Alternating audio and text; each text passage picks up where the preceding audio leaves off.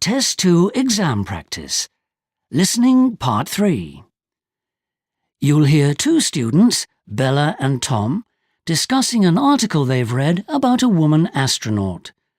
For questions 15 to 20, choose the answer A, B, C or D, which fits best according to what you hear. You now have 1 minute to look at Part 3. Pause the recording for 1 minute. You'll need to play the recording twice.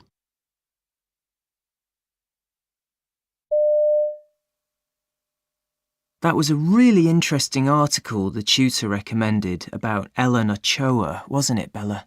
It certainly was, Tom. I used to dream of going into space when I was a kid, though I know now I wouldn't be the right kind of person for the job. But surely they need all sorts of different types of people.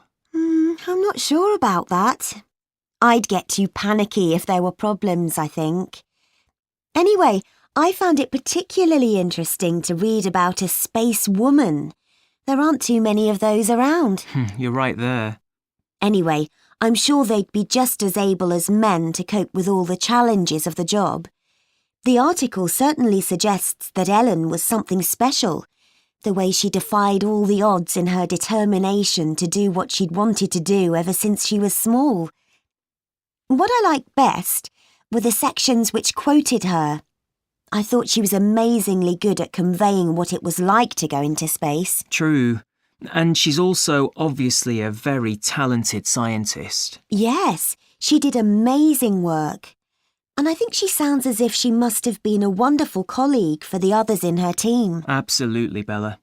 I also found the article interesting in what it said about the requirements for becoming an astronaut.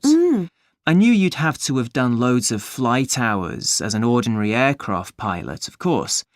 And I suppose it's not that surprising they want people who are good at sport and who aren't either too small or too tall. Well, I was surprised, Tom, that being shorter than the average was not acceptable. I wouldn't have expected that to be an issue. But I never imagined that you needed to have a postgraduate degree. I don't think I even realised you had to be a graduate. Me neither. I never imagined that. Anyway, she does have an interesting life, doesn't she? Yes, Tom, I know. Imagine walking in space and having to work inside and outside the capsule when you're weightless. Yes, that must be extraordinary. For me, I think the most interesting bit would be having to deal with all the little unexpected problems that arise. Having to sort things out within your little team. That must be amazing. Yes, it must. But I was particularly intrigued by her account of the role she sometimes has as one of the people on Earth who are in control of the mission. You know, when she helps them communicate with other astronauts in space. I thought that sounded really fascinating.